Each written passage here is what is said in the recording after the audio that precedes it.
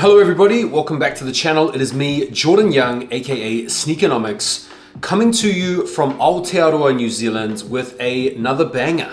I haven't posted for a little while because I've been traveling down under here in my home nation, but I thought I would jump on to do a little bit of a sneaker news recap covering some of the biggest stories from sneakers this past week or so. Starting off with the biggest sneaker release this week, it was no doubt the Travis Scott Jordan 1 Lows. Crazy to think that one of the most hyped up shoes this entire year is a shoe that 90% of you out there cannot and probably will not wear. These released in the EU via exclusive access, and the only way that you could get exclusive access to the shoes is if you have previously tried to buy Nike golf shoes from the website and you've taken L's on no fewer than 3 Travis Scott Jordans. There was also a lot of talk around a golf boutique in London which had people signing up to the raffles, and the conditions for purchase were that you had to drive the ball 200 yards in order to qualify to cop a pair.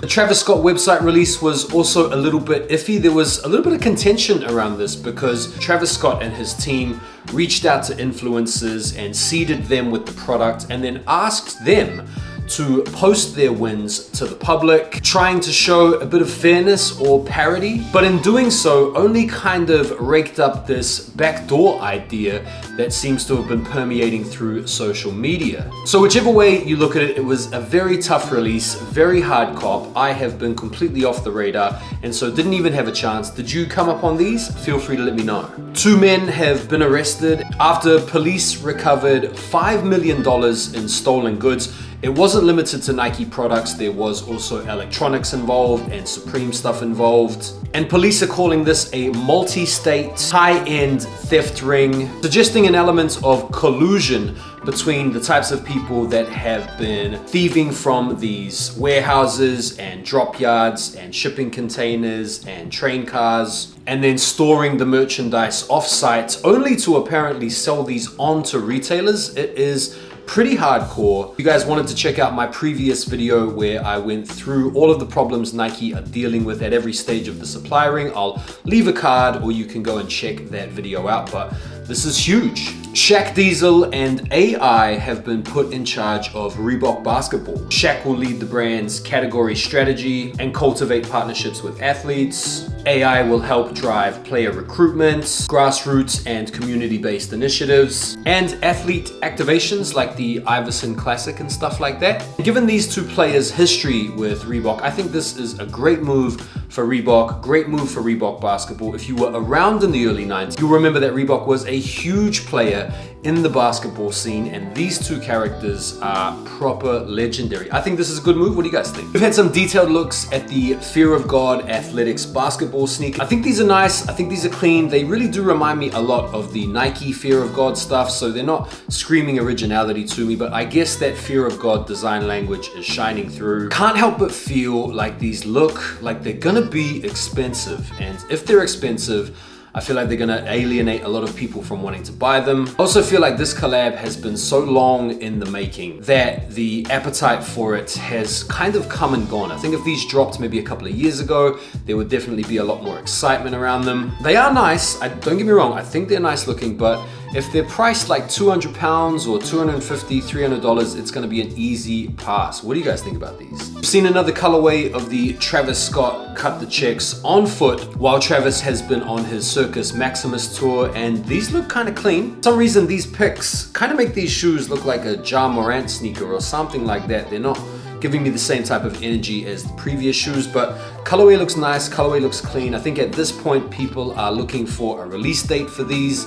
Let's get these out. Let's see how they go. I think these look cool. What do you guys think? Very exciting news for fans of Futura or Nike SB heads out there. We got some images of a potential collab coming out next year between SB and Futura. You guys might already be aware that this collaboration has happened already on the Dunkles or the Uncle Highs, which kind of have a little bit of a legend story around them with their release and they're being endorsed by the artist but not. We've also seen Futura collaborate collaborate on some off-white stuff in the past that have been auctioned off for crazy money, and so there's a lot of hype around Futura. This is definitely an exciting collab. Going off the pictures that we've got so far, they look to be a little bit of a mashup of some graffiti features, bit of nylon material, dark swoosh, kind of blue-ish colorway. They look pretty cool. You can definitely see there being a lot of hype around these, and it looks like the momentum that Nike SB have generated this year for Nike is going to continue into next year, which is an exciting proposition. What do you guys think of these? We've been seeing some on-foot shots of one of this year's most interesting sneaker collabs, the Nike CPFM Air Flea 2. This is the mashup of the cycling sneaker with the Balenciaga Defender. These things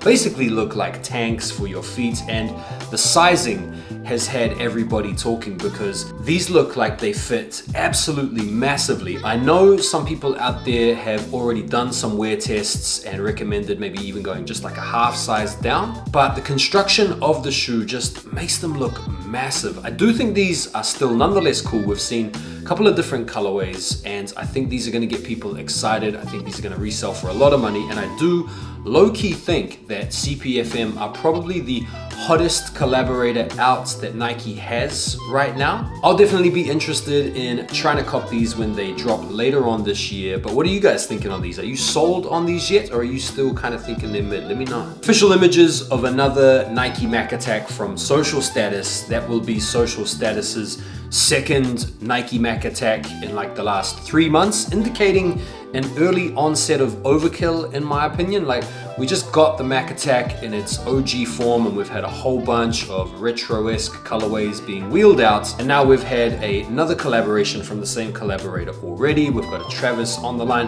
Have they really decided to just kill the Mac attack straight away? This colorway is called an Off Noir, almost like an inversion of the OG color blocking on the Mac attack with the obligatory sailed out midsole, and looks like a gum outsole. They look nice, they look clean, but I'm just kind of getting some rinse and repeat energy. Early doors with the Nike Mac attacks. What do you guys think? And that's about it for this week's sneaker news. Just a quick one this week, guys, while I am still down here in Aotearoa on holiday. Make sure you guys go and check out my travel blog video if you want to see what I've been up to here in Taranaki, New Zealand.